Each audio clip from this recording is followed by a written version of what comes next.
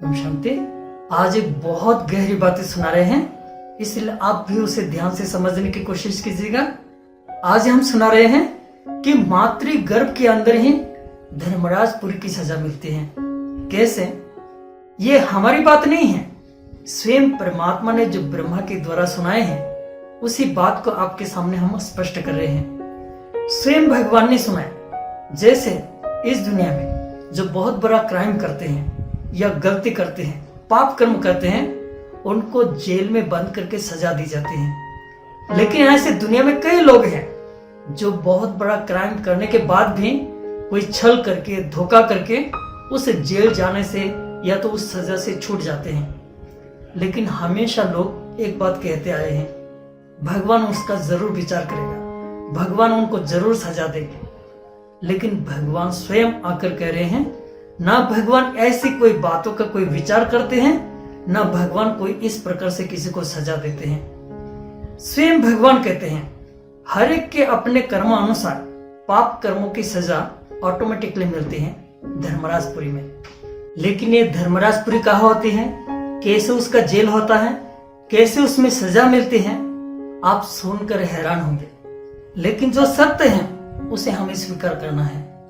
भगवान की भाषा में ये गर्भ ही जेल है और ये गर्भ महल भी बनता है। लेकिन आज यहाँ हम ये गर्भ जेल कैसे हैं, कैसे उसमें पाप कर्म की सजा भोगकर बाहर निकालते हैं, इसी बात को हम स्पष्ट कर रहे हैं। और गर्भ महल कैसे बनते हैं उसके लिए अलग से एक वीडियो बनाएंगे। अगर आप इस चैनल में पहली बार हैं तो आप सब्सक्राइब करके बेल आइकन को आप दबा के रखिए, ताकि अगले वीडियो डालते ही आपके पास शो हो जाए। लेकिन आज ये हम स्पष्ट कर रहे हैं ये गर्भ जेल कैसे है। इस जैसा जेल इस दुनिया में और कहीं भी नहीं है। इस गर्भ के अंदर जब बच्चा 4 से 5 महीना होता है तब आत्मा इस शरीर में प्रवेश करती है। प्रवेश करती है माना शरीर धारण करती है।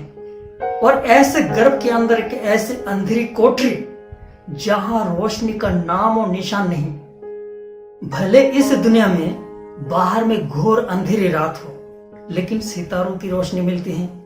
रोशनी के लिए कोई ना कोई साधन मिल जाते हैं, लेकिन गर्भ के अंदर रोशनी का कोई भी नामो निशान नहीं। घोर अंधेरी हो और बिल्कुल अकेला हो, दिखाई कुछ भी ना दे कि हम कहाँ हैं, कुछ भी पता नहीं हो, कुछ भी दिखाई ना दे। लेकिन बाहर में जो कुछ होता है उनको आवाज तो सुनाई देता है।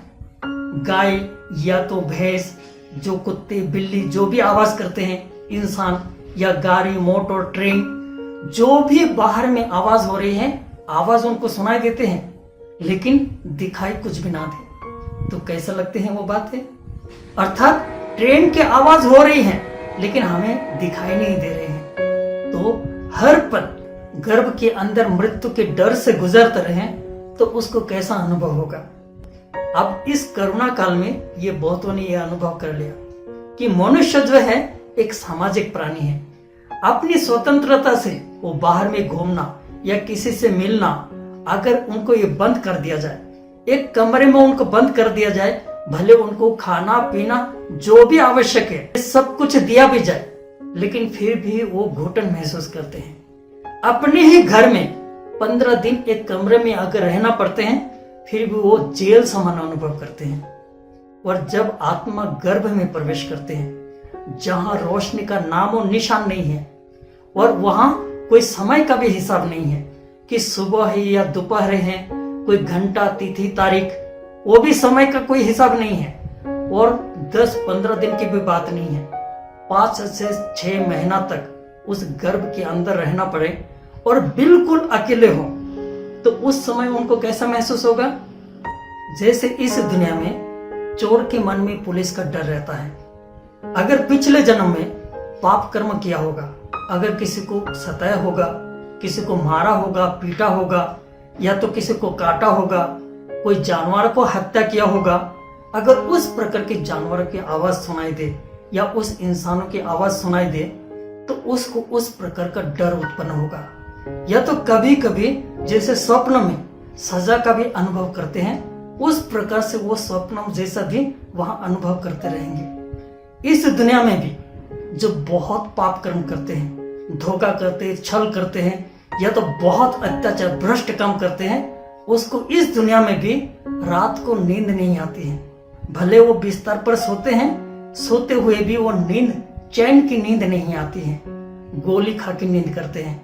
भले गर्भ में अंधेरी कोठरी है, घोर अंधेरा है, लेकिन उसमें भी उसको नींद नहीं आएगी। अर्थात पाप कर्म किया होगा तो पाप कर्म की सजा स्वरूप में उसको नींद भी नहीं आएगी। हर पल वो सजा जैसा अनुभव करेंगे और हमेशा वो पश्चाताप करते रहेंगे और भगवान से माफी मांगते रहेंगे। भले इस दुनिया में कोई ऐसे भी होता है कि भगवान को मानने के लिए तैयार नहीं है, भगवान के बारे में भी कोई उल्टा सुल्टा कमेंट करने वाले होते हैं, लेकिन जब गर्भ के अंदर इस प्रकार की सजा भोगते हैं तो वो भी त्राही त्राही करके भगवान को याद करते हैं, अपने किए हुए कर्मों का पश्चाताप करते हैं। इसलिए बच्चा जब बाहर निकालते हैं, बच्चा जब पैदा होता है, उस बच्चे का आप चेहरा को देखिए, उस बच्चे की आप अवस्था को देखिए। बच्चा दुखी होते हुए, रोते हुए आते हैं। क्यों रोते हुए आते हैं? क्योंकि गर्भ के अंदर वो उस प्रकार की सजा भोग कर आते हैं। और इस दुनिया में जन्म भी एक मृत्यु की सजा समान है। इसलिए हमें ध्यान देना है अपने कर्मों पर कि हम कोई ऐसा पाप कर्म ना करें ताकि हमें इस प्रकार की सजा भोगनी पड़े। ओम शांति।